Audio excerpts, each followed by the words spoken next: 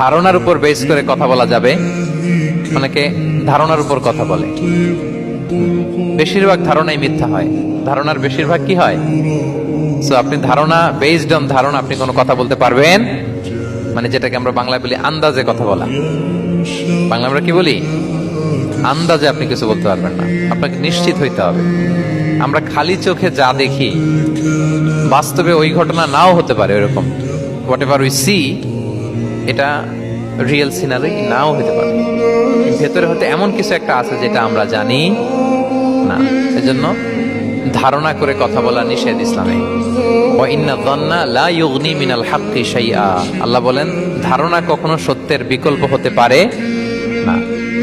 আপনাকে সত্যটা জেনে বলতে হবে, আপনি ধারণার উপর কিছু বলতে। আমরা এরকম সমাজে অনেক করি, অনেক। আপনি পাবেন, দেখবেন যে ধরেন যে আপনাকে আপনার এক বন্ধু দেখলো, রিক্সা দিয়ে যাচ্ছেন,